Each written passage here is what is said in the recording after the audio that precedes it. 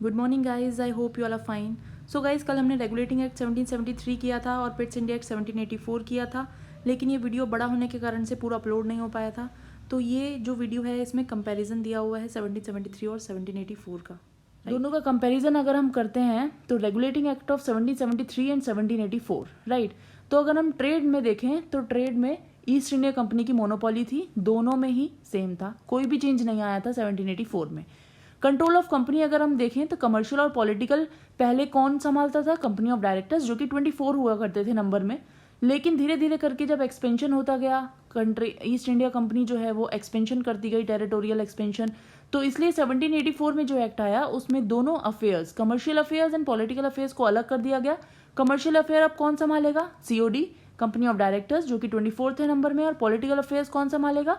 BOC, board of control, जिनका head कौन था? सेक्रेटरी ऑफ स्टेट, जो कि कैबिनेट मिनिस्टर था लंदन में, प्लस उन्हें एक एक्सचेकर प्लस 4 प्रीवी काउंसलर्स भी मिले थे काम संभालने के लिए, पॉलिटिकल अफेयर्स को संभालने के लिए, राइट।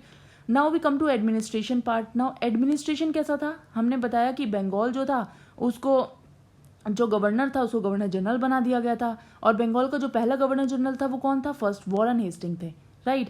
और दोनों जो प्रेसिडेंसी थी, मद्रास की और बॉम्बे की, उनको सबॉर्डिनेट बना दिया गया था, मीन्स उनके छोटा हो गया, बंगाल बड़ा हो गया, राइट। उनके अधीन बना दिया, सबॉर्डिनेट हो गए। तो मद्रास का जो मद्रास में तो ऑलरेडी गवर्नर था ही, बॉम्बे में भी गवर्नर था, लेकिन बंगाल के गवर्नर को गवर्नर जनरल बना दिया गया था, और एक एग्जीक्यूटिव काउंसिल दी गई थी जिसमें 4 मेंबर हुआ करते थे, राइट। लेकिन अगर हम 1784 के एक्ट में देखें तो इसमें थोड़ा सा डिफरेंस था। एग्जीक्यूटिव काउंसिल में 3 मेंबर कर दिए गए थे, जिससे कि गवर्नर जनरल की जो पोजीशन थी वो स्ट्रांग हो गई थी, क्योंकि अब कोई भी लॉ बनाने के लिए केवल 2 लोगों की जरूरत पड़ेगी, जिसमें केवल एक तो अपने आप गवर्नर जनरल है ही, और दूसरा कोई भी एक मेंबर उसके साथ आ जाएगा। तो means the position of the governor general was made powerful. Now we come to central legislature. ये हम देख चुके हैं, सेंट्रल लेजिस्लेचर में गवर्नर जनरल था और एग्जीक्यूटिव काउंसिल में 4 मेंबर थे। पिट्स इंडिया एक्ट में देखें तो वो भी मैंने आपको बता दिया है।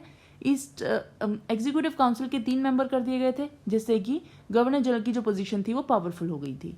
Now we come to provincial legislature. Provincial legislature में बंगाल, हमने देखा कि मद्रास और जो बॉम्बे की थी वो सबॉर्डिनेट थी ऑलरेडी।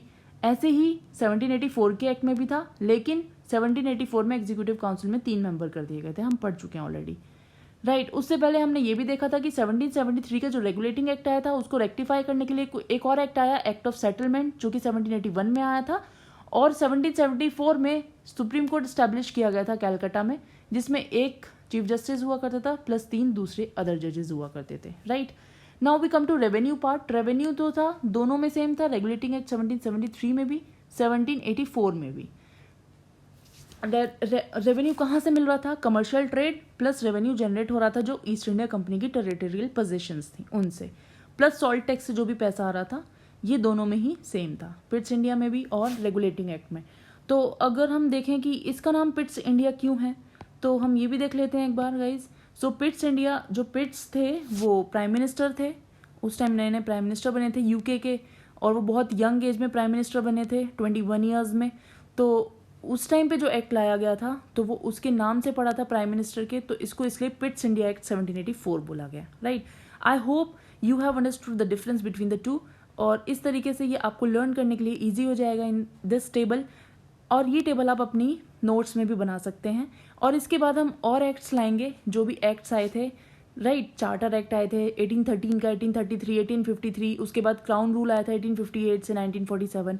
तो हम सारे एक्ट्स को कवर करेंगे, आप इजीली इसको अपनी कॉपी में कहीं भी नोट्स में बना सकते हैं, और कंपेयर करेंगे तो यू विल फाइंड कि it is very easy, and क्योंकि इसमें से आपको पता है कि क्वेश्चन ज़रूर आता है, so it is very much important that you should learn all these acts, and ये टेबल बना के बहुत ईजी हो जाते हैं। So I hope you have understood this, right guys? So thank you so much and have a nice day, and if you like my video please like it, comment on it, don't forget to share it with your friends and subscribe my channel. Thank you so much.